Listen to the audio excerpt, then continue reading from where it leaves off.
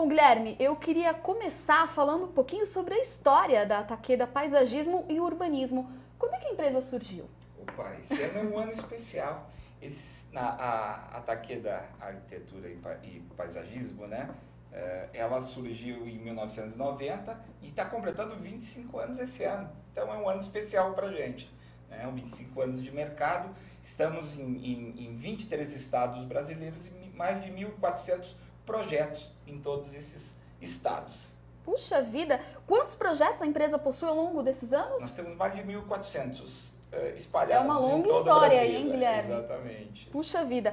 Vocês têm projetos em quantos estados brasileiros? Estamos em 23. E isso nos deu uma visualização da diversidade desse país. Esse país é enorme, tem culturas totalmente diferentes, climas diferentes, faunas, floras diferentes e que dá um colorido fantástico às obras. E isso tem nos inspirado muito a trazer até soluções de outros estados, outras plantas, e isso criou um repertório bastante grande da empresa em solucionar os espaços exteriores, que é a nossa praia. Nossa praia é exatamente o que não tem telhado, é essa área externa, essa área que cada vez mais está sendo valorizado, tanto nas obras públicas, nas obras dos condomínios, das casas, né? O espaço externo está sendo cada vez mais valorizado e estamos criando esse cenário.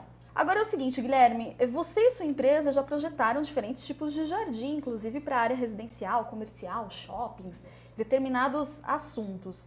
Qual a diferença de projetar para esses distintos tipos de espaço? Como é que a gente escolhe o que valorizar em cada um deles? É uma pergunta bem importante. Tem um paisagista que chama Paul Friedberg, um paisagista americano, que ele diz que o paisagista projeta o cenário onde as pessoas vivem o teatro da vida. Olha que bacana. Que lindo. Olha que bacana. Então, quando nós estamos criando um cenário residencial, ele é mais intimista, ele já é feito para a família, ele já é mais voltado para o dia a dia de cada família. Então, o seu estilo de vida é muito importante. Se a família recebe, se não recebe, se gosta de locais mais intimistas ou locais menos intimistas, mais social, dentro da sua casa. Quando a gente vai para uma área pública, é totalmente diferente. Nós projetamos áreas públicas em que o nosso usuário, nesse momento, nem nasceu. Nós fazemos áreas públicas em que as crianças estão nascendo e vão utilizar essas áreas, porque são áreas que vão ter uma vida de 30 a 50 anos. Então essas praças que nós estamos projetando hoje, elas têm que já contemplar o modo de vida de toda a sociedade no futuro. Essa é a diferença de trabalhar com espaços públicos? Exatamente. O espaço público, ele tem uma aura, ele tem uma questão mágica fantástica, que é trabalhar para uma diversidade enorme de clientes, e clientes que nem nasceram, como eu disse, né? Então, pessoas de diversas idades, né? Com idades e modos de vida, de vontades diferentes, usufruindo do mesmo espaço, criando um espaço democrático em que todos, sinergicamente, né, possam se divertir, possam ter as suas relações nesses espaços. Muito bem, você tocou no assunto que realizou, enfim, alguns trabalhos voltados para as áreas públicas. Você acredita que atualmente há uma maior conscientização da importância do paisagismo por parte das organizações públicas? Sem dúvida. Hoje, não só a questão das organizações públicas, dos gestores estão se preocupando das áreas públicas, mas muito porque a população tem se apropriado dessas áreas. Antigamente, todo mundo pensava que a responsabilidade da porta para fora era uma responsabilidade do gestor público, da prefeitura, do governo do estado, da União. E hoje não. Todos os moradores, cada vez mais, e principalmente os jovens, estão se articulando para assumir e tomar conta das áreas públicas.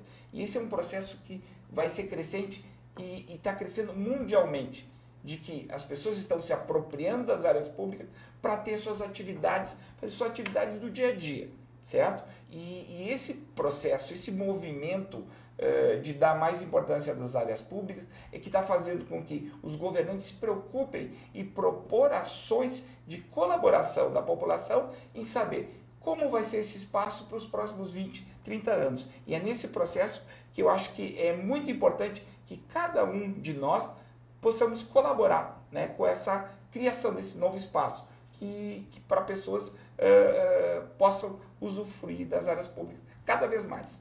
Verdade, Guilherme. Você tocou num assunto muito importante, que é a conscientização das pessoas que o espaço é público de fato e que é delas também, né?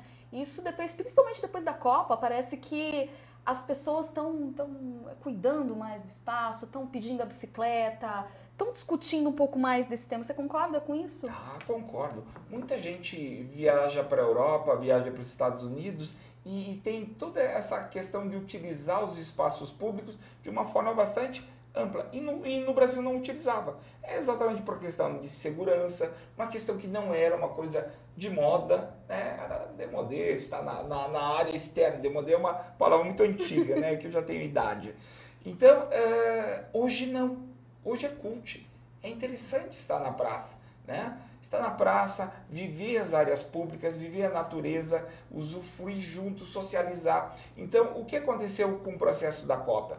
Os nossos visitantes usufruíram de uma forma fantástica, tomaram a rua para si. E dessa forma, as cidades estão cada vez mais também, né, depois desse processo aí, tomando suas áreas públicas como suas. E essa preocupação tem feito com que os gestores tenham dedicado mais tempo em pensar como vão ser a qualidade dos espaços públicos daqui para diante.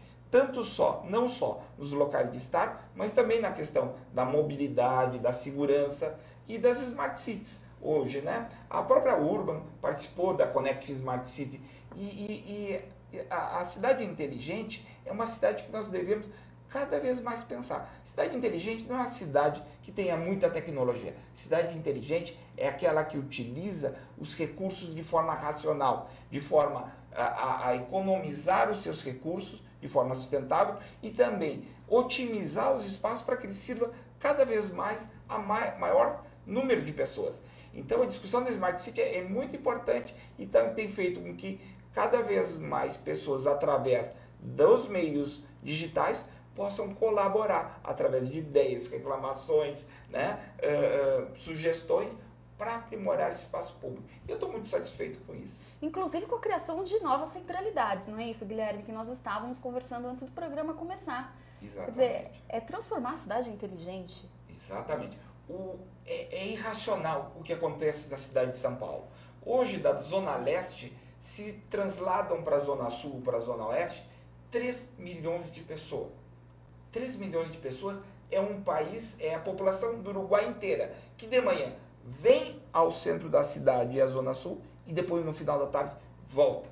Isso não tem como mais continuar. Com esses recursos que nós temos, é impossível continuar com todo esse tempo gasto. 3 horas gastos por dia em transporte é inconcebível. Isso representa horas acordadas. Mais ou menos uma pessoa perde 3 meses do ano dentro do carro. Isso é um absurdo. Então, as novas centralidades fazem o quê? Fazem com que todo o habitante tenha a possibilidade de ter seu emprego, ter a sua escola, ter seu lazer, né? E também ter toda a infraestrutura para que ele, dentro do seu bairro, dentro do seu local, ele possa ter serviços, né? De parques, de emprego, de atividades. E tenha, assim, cada vez mais tempo de poder ter as relações com a família, com seus amigos, com a natureza. Isso que nós pregamos e é uma tendência mundial. Hoje existem uma série de projetos feitos pelo Banco Mundial e a ONU no sentido de criar essas centralidades cada vez mais rápido para que nós possamos evitar esses deslocamentos que não só gastam combustível fóssil, mas também não trazem qualidade de vida para a população. Sem dúvida. E ainda sobre essa questão da modificação dos espaços, a minha percepção é que as pessoas já entenderam, já verificaram esses resultados. A gente vê aí, né, tem reportagens, enfim, mostrando que essa modificação pode acontecer não só de dentro para fora, mas sim de fora para dentro. Índices de criminalidade têm sido diminuídos, né? Exatamente por conta do cuidado. Só isso. É o cuidado com o nosso ambiente, o lugar que a gente vive. Exatamente. Tem uma coisa que a gente chama de fachada ativa, né? Fachada ativa são aquelas fachadas onde tem comércio, onde tem vitrines, que não são os muros, né? Os muros de condomínio. Então, esse tipo de cidade em que existem as pessoas olhando para fora, existem olhos na arquitetura, faz com que os espaços sejam mais seguros.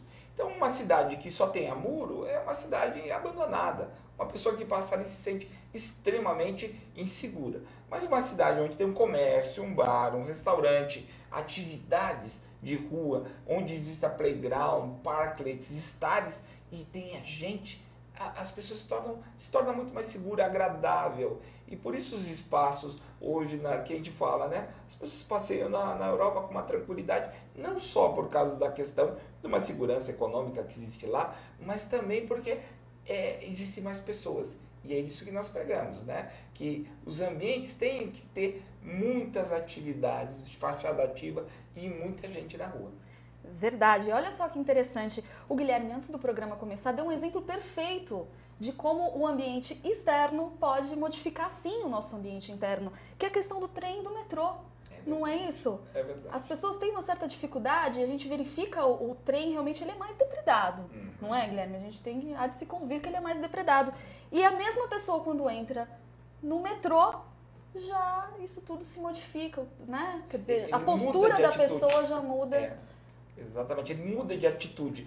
Porque quando ele está num local degradado, como um trem um pouco com uma manutenção não muito boa, ele joga a casca da bala no chão, ele suja, ele bate, ele risca nos bancos. Agora, quando ele entra na área do metrô, está tudo limpo, as cadeiras estão conservadas, a postura, a mesma pessoa que vem tendo uma postura no trem, passa a ter outra postura no metrô, certo? E isso prova que o espaço muda a atitude das pessoas. E por isso nós temos que conservar cada vez mais nossos espaços urbanos. Nossos espaços urbanos não podem estar entregues dessa forma sujos, depredados. Nós temos que conservá-los e dessa forma criar uma cidade cada vez melhor, certo? Agora, Guilherme, quando as pessoas participam desse processo de criação, são co-criadores do processo, você acredita, a gente pode dizer que eles têm até um apreço maior depois que a obra está pronta? Fala, puxa, eu participei disso, eu ajudei de alguma forma a construir, a conceber isso. Você tem percebido esse processo? Com certeza. Um processo que nós lutamos muito é a questão da apropriação dos espaços públicos pela população. Na medida em que ele cria o espaço, desde a sua criação, do projeto, né? Ele participa. Nós estamos criando um novo homem, um homem que realmente vê que ele tem um empoderamento de poder interferir no espaço urbano, certo? Sem pedir permissão para ninguém. Ele tem o livre-arbítrio de propor qualquer coisa. Obrigada, quero deixar aqui meu agradecimento também em nome da Urban Systems por você ter vindo participar. A gente fica muito feliz de trazer projetos interessantes e que trazem um bem comum aí para a população. Parabéns e sucesso na sua empreitada, viu? Na sua charrete. É a minha charrete, é a nossa charrete. Exatamente. Eu que agradeço a oportunidade, Sandra, e foi um prazer falar aqui com vocês e contar o que nós estamos fazendo na área urbana. Imagina, o prazer é todo nosso e tenho certeza que o prazer é também de quem está nos assistindo.